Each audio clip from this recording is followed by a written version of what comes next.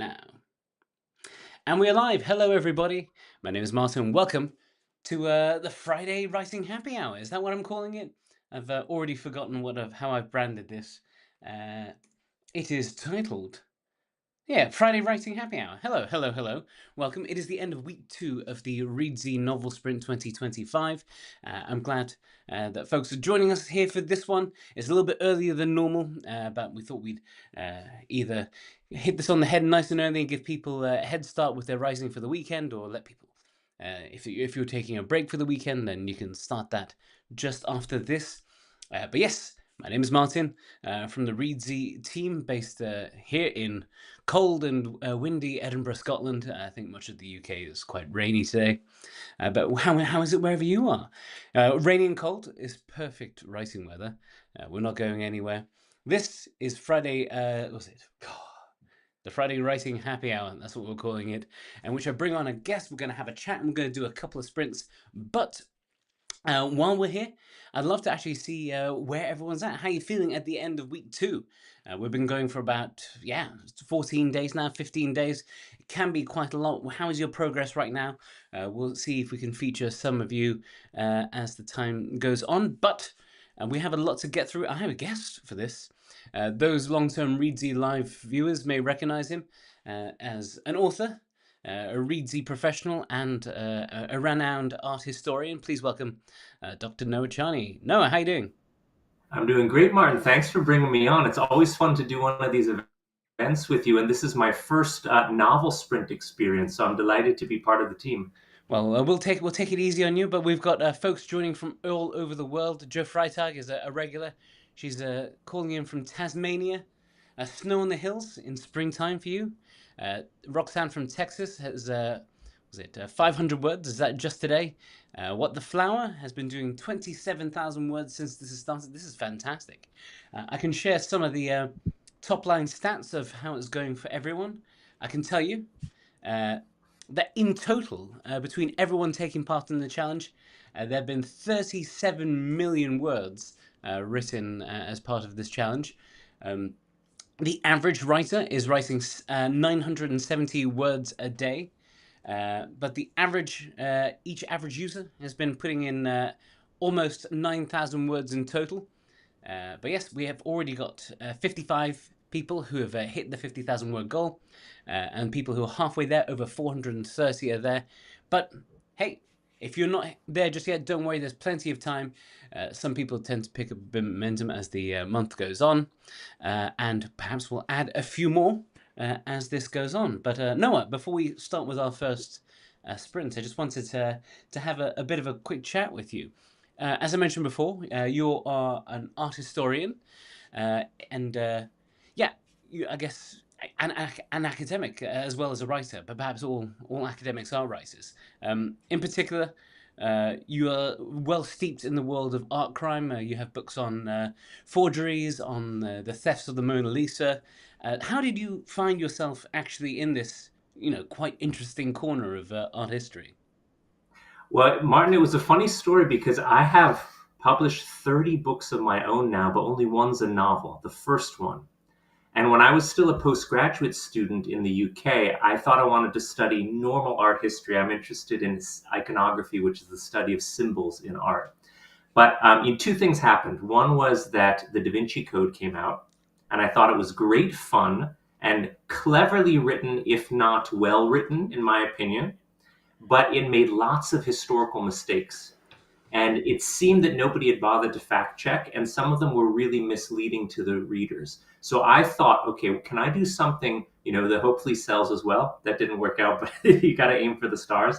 And would be a similar type of thriller behind the scenes in the art world, but that would have really proper research and would be lightly educational as opposed to misleading. And then at the same time, the Thomas Crown Affair remake film came out, the one with Pierce Brosnan, that's a really fun, very slick art heist film. And I preferred that to the Da Vinci Code, but I wanted to write. And I'd been writing plays up until then. I actually got a playwriting agent in London. And she said, if you want to make a living as a writer, you got to write fiction. Do you have a novel? And I said, no, but I'll go write one. And so I approached it from this world of academia and playwriting and trying to study the form of the Da Vinci Code and write a novel that would be a similar vibe to Thomas Crown Affair. And it all went together into my first book, the only novel that I have out called The Art Thief, that was published way back in 2007. But I was very lucky that it was successful enough that I was able to become a full-time writer.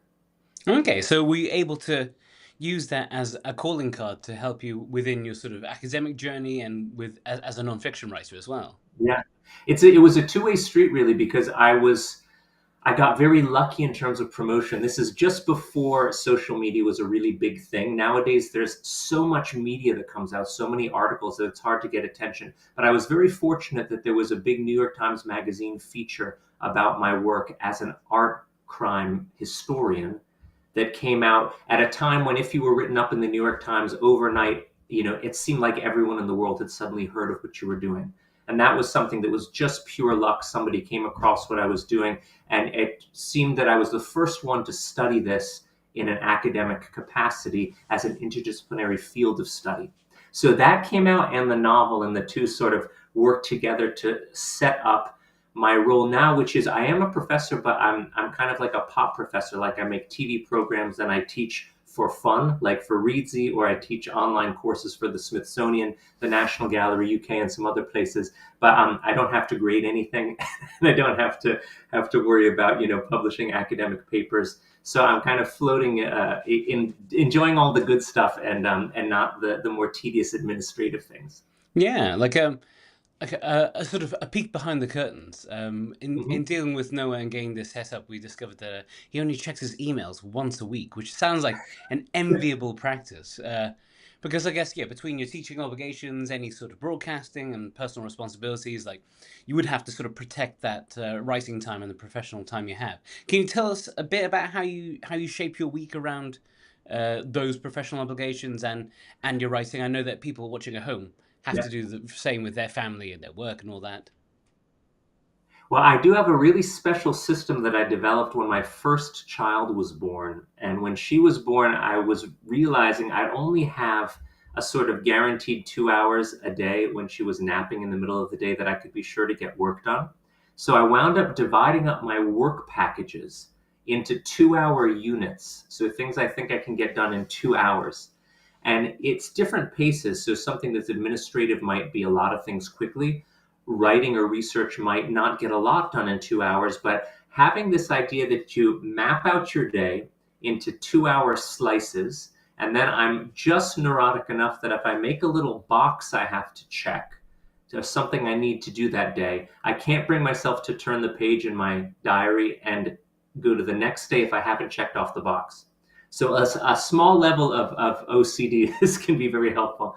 So I have this habit of breaking down work packages. And for example, you mentioned one of my books, The Art of Forgery, which is a history of art forgery. There are 60 case studies in that book. And I remember very specifically, I broke down the entire book's content into 60 work packages. One part was researching each case study, one part was writing the first draft, one part was going back and editing it. And I had these boxes to check off. And if you have this concept of, oh my goodness, I have to write a book, it sounds theoretically endless and a little bit intimidating. But if you look at it and break it down into bite-sized pieces and say, okay, I have 120 units of work. Each one I can do in a day or half a day. Then all of a sudden it feels much less intimidating, and you see the progress with checking things off. So I have that as one habit, and then doing emails and admin as controlled and minimalist a way as possible is the other trick. Because if I have a writing day, I don't want to be distracted with admin and emails. So this is a big thing, and not everyone can get away with it. But if you can, first I limited it to 3 days a week, then 2 days a week, and now it's basically Friday mornings are my email and admin time and invoices and all this stuff. And otherwise, I'm just writing. So the only part of my work that feels like work is half a day a week, and it's pretty good if you can get into the rhythm of it. We have Jackie Morrison here, who says she also did that with the first novel she attempted, wrote when her baby slept, ignored the housework, wrote it quite systematically as she knows she had to use that time. So when your first child was born and you were breaking things up in these 2 hour units, like what time of the day you be able to slip those into. Well, I also had this thing where before I had kids, I would never know what day it was. And I didn't know when it was a weekend. And, you take holidays, but in theory, if you're a full-time writer, either every day is a holiday or never do you have a holiday. So I would have this thing where I would do a 2 hour session in the morning. I would do a 2 hour session when my baby was napping. And then I would do a 2 hour session after she went to sleep. And I would see what I could fit in the rest of the day. But I would usually be able to fit in, if I could do 3 2 hour sessions, that's pretty good if you have a newborn. And you have to juggle it with your partner and whatnot. And some days were easier than others. But I think that's pretty good. I wasn't expecting to get that much done. And the idea being, if you can do 2 good hours, that's pretty good. And it makes it feel easier and that you're more organized and you see your productivity with this checklist approach. And now not everybody needs that. And these days, to be honest, I used to have a very nice tactual moleskin notebook and I would literally check the boxes off. And now I have Google Task Manager and Calendar, which I guess is less romantic, but maybe a little more practical. But if you have some sort of ritual like that, I find that it's very useful and helps you see the progress you're making in a quantifiable way, which gives you added impetus to work harder. Oh yeah, I use a to-do planner, and the only endorphin rush I guess is when I take it off and get this sound. Just a little ding. With that in mind, everyone, why don't we start with our first writing sprint? So if you're writing for the challenge, boot up your Readsy Studio, and we're going to write for 10 minutes uninterrupted. I'll put some music on. We're just going to run 2 of these today. We'll have a chat with Noah in between these ones. If you have any questions, do put them in. We'll ask them of him. But otherwise, good luck, everyone. 10 minutes. Don't put any pressure. Just write. If nothing comes to mind, just write anything. But yes, 10 minutes starting now.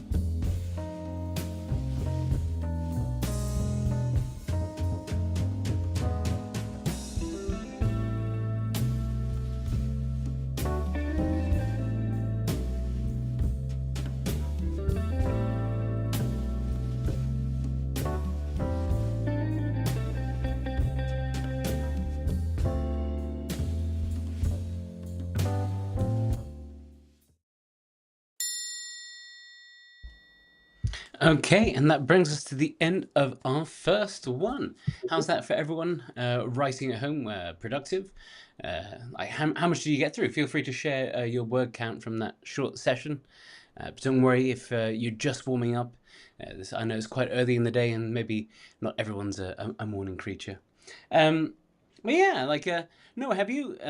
Yeah, when you're within your sort of writing modes, do you ever give yourself little mini sprints or work in concentrated spurts, or can you just can you turn on the tap for 2 hours? So yeah, I have the blessing, I guess, that I've never had anything like writer's block. And part of it has to do with the fact that I'm almost exclusively writing nonfiction. And with nonfiction, I feel like it's writer's block isn't so much of a thing because what you're telling is a story that already exists. You're just telling it in a different way from a different perspective or giving your thoughts on it.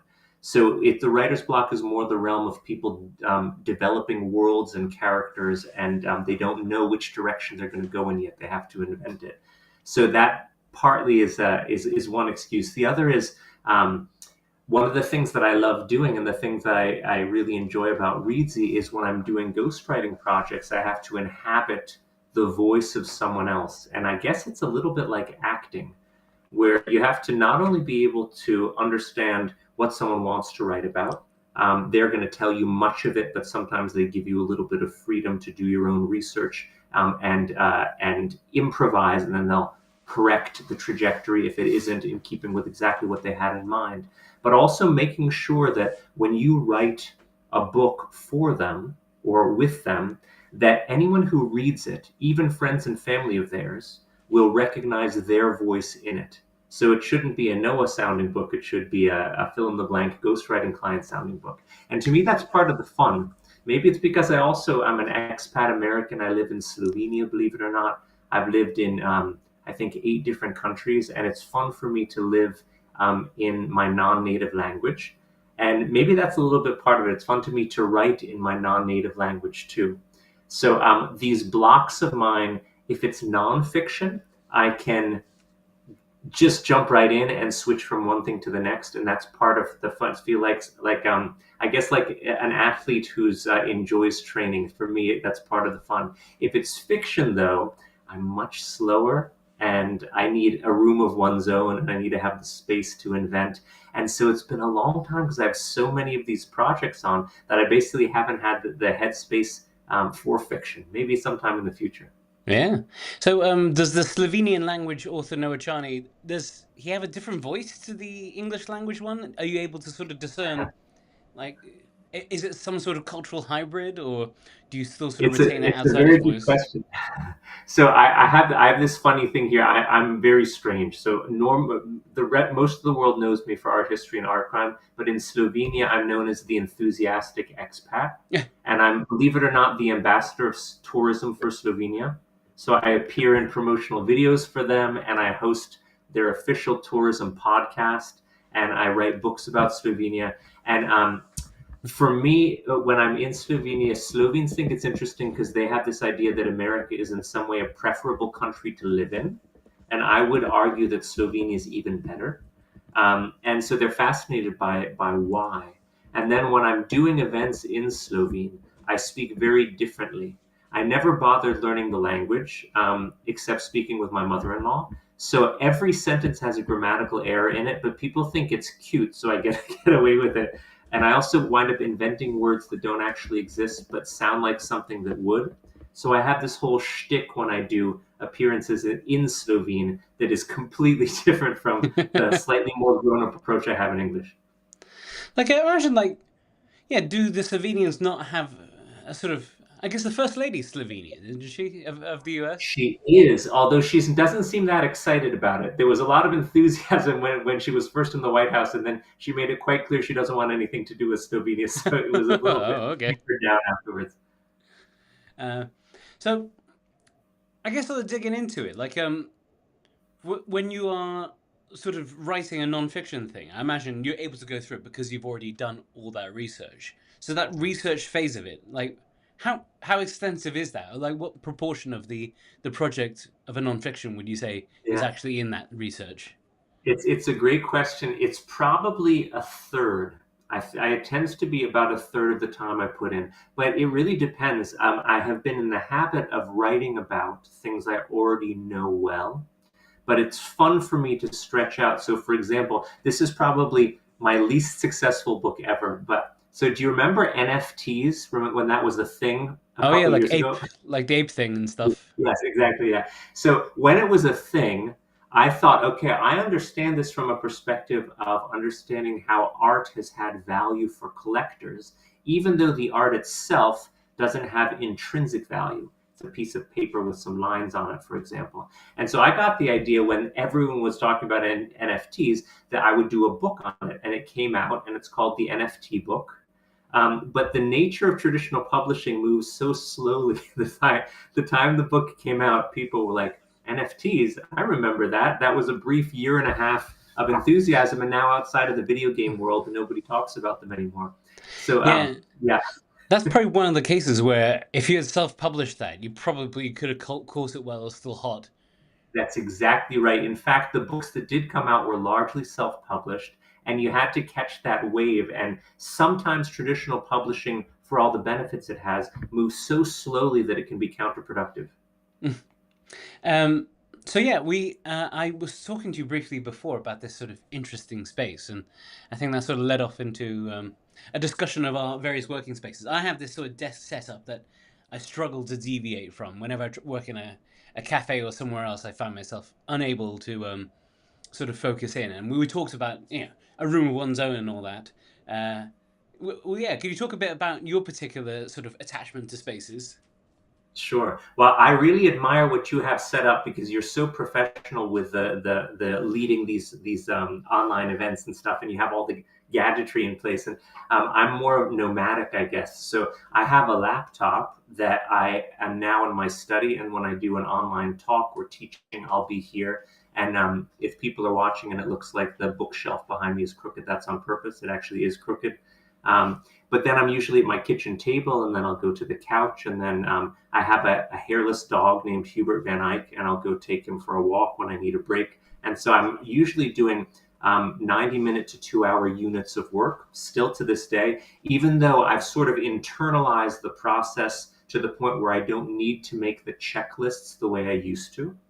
But it seems to me my focus rhythm. And if I wait too long, then I lose focus. And so it's good to force yourself to have a break like that. So I'll rotate locations. So I'll be at the kitchen table to start out with, then I'll go to the couch, then I'll come up to the study. And if each one is also a new work package, then that's also helpful. So it's better for me to do 2 hours, let's say, on the chapter of a book I'm working on for myself, and then 2 hours on a ghostwriting project for a client, and then maybe a separate thing like writing an article for a magazine. And that rotation keeps things fresh. And I need the space to breathe between drafts. So, one habit I see, I tend to be too happy with first drafts, which is an editorial no no. So, I need to leave it alone for at least a few hours and then come back to it fresh after I've reset my mind doing something else, and then I have a better objective perspective as to how to best edit my own work. Okay, so do you edit them as you sort of write in? I guess you work in that sort of 2-hour unit, and then you'll come back Yeah, and edit that. that's right. Yeah, I do it in little bites. To me, that feels easier than writing a larger unit and then going back to edit it. Of course, there are many drafts through, but I like to do a sprint through the first full draft of an article or a chapter, and then let it breathe, come back through it, and then 2 times through, I'm usually pretty satisfied. And then what I'll do is go back through it again once it's part of a larger unit. For example, I'm ghostwriting at the moment for a client, part one of a 4-part book. And I've done the chapters as individual work packages. So I'll write it, I'll go back over it, then I set it aside, go on to something else. And then when all of the chapters from part one are together, then I do another edit through all of them because it has to feel cohesive.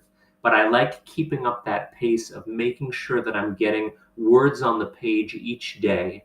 And it's like that constant forward momentum Because if I had a day that was only research, then it would feel wasted is the wrong word, but it feels like you're losing that momentum. So balancing and moving around has helped me in a way that, it's very idiosyncratic. Some people might be able to focus only on one thing at once. I seem to be like an octopus. I'm doing 8 things at once, and that seems to be the way that I function best, by rotating through them. I guess, yeah, a lot of it is this sort of, you require a certain amount of understanding of yourself and the best practices, and I guess finding what works. And I guess that's sort of been put together over many years. Before we go on to our second and final sprint of the day, I wanted to bring up something that you worked on for the Daily Beast a few years ago, a series called How I Write, where you interviewed, sort of well-known, famous, best-selling, culturally significant authors and grilled them on their writing practice. Just for the sake of the folks who are sort of taking part in the sprint, are there any sort of answers you remember from now? Any sort of patterns you can recall that jump out to you as something that is useful to our sprinters? Absolutely. And it's cool that you mention it, because one of the things that stood out, well, for this series, it came out every Wednesday for a couple of years, and I wound up doing around 100 of these interviews. And it was with all these really famous authors. It was a great experience to have. And I developed a questionnaire that I used as the basis for the interview, so that you could look across 100 well-known authors. You could either look vertically, what does one author say to answer all the questions, or horizontally, what 100 authors say as their answer to the same question that each was posed. And I like that you said that the average was 970 words a day for people involved in the sprint, something like that, because across the board, all these authors said their good workday was producing 1,000 usable words. And that seems to be, so there's something magic in that about us human writers, I guess. If everyone who's participating in this is also averaging about the same, and around 100 famous writers said that's their goal, well, that there must be something to that. So I like the idea that maybe through this sort of questionnaire and keeping track of these sort of things, we can quantify what a productive workday is more objectively, and that's a good target for any of us to aim for. Yeah, we were when I did a talk early in the month about planning for this. I brought up something from Murakami's book about novelist as a vocation, and he talks about how he gets up and he writes 10 pages of Japanese script and then stops. No matter if he has more in him, he stops. If he has less, then he has to keep going, treating it as very much like a workman-like thing of clocking in and clocking out and taking all that pressure off. Um, uh, let's actually jump into another sprint. We've got 10 minutes. I'll figure out some slightly different music, but we'll come back, have a couple of questions for Noah, and we'll let you all go and enjoy the rest of your day. All right, 10 minutes starting. I've just got to pick up some. Starting now.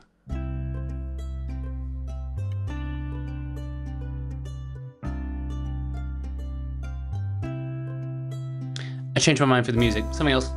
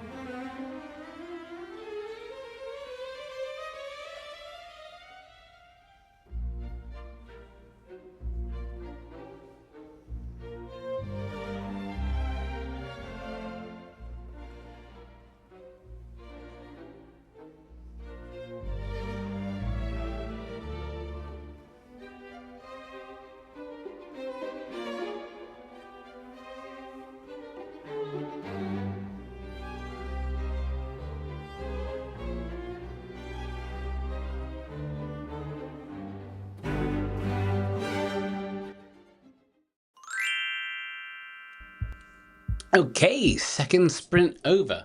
How's that for you? Did it get a bit easier? Will it get a little bit creakier? It's Friday, so you can be forgiven, but it's also the start of potentially 2 days of unadulterated writing time. So yeah, let us know how that went for you.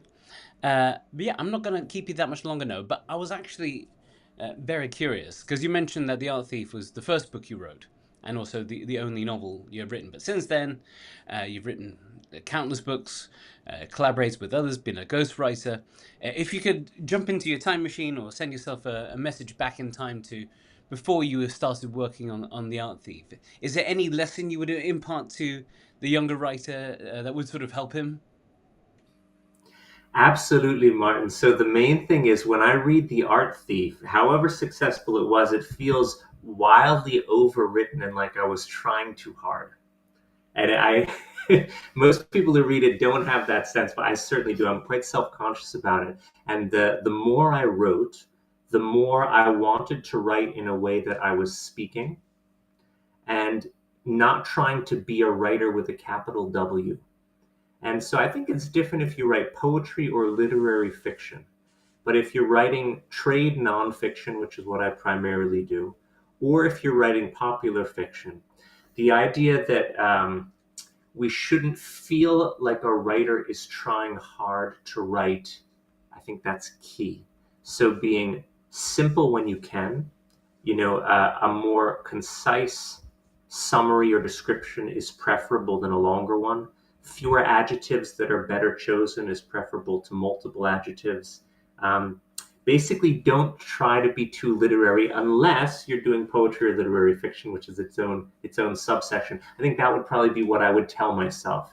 Just be as conversational as possible. Do you think it was an overcorrection for the Dan Brown thing? I suppose. That may be it. I also, when I grew up, the writing I liked was overwritten. I liked Gothic Victorian ghost stories, like Lovecraft and Edgar Allan Poe, and I thought this was super great. And when I read it now, like I find it, um, I still like it for nostalgia's sake, but it feels dreadfully overwritten. That was, of course, a popular at the time, but when I was growing up, I thought this was great. So I was trying to do my own version of it, I think. Those guys were getting paid by the word as well. Yes, it's just yeah, they're very, very, very loquacious there. But then you get people like Dickens who are getting paid by the word too, and it doesn't feel like they're trying really hard to extend.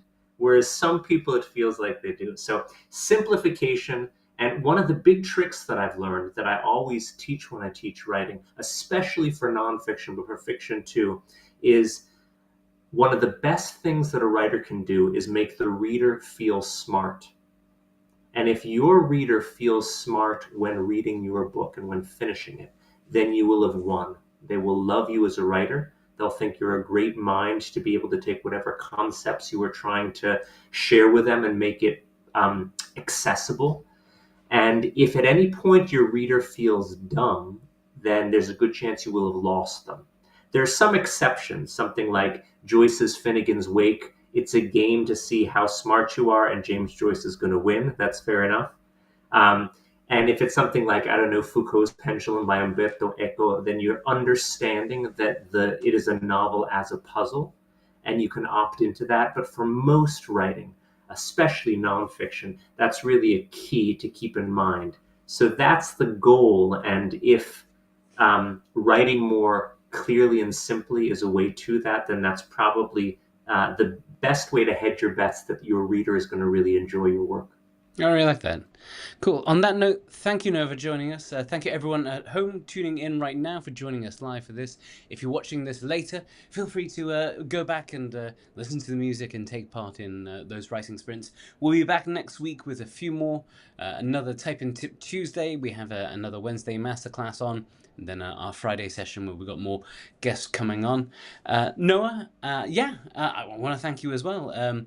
For taking this time out. We're hoping to have you on more in the future. But until then, have a good weekend.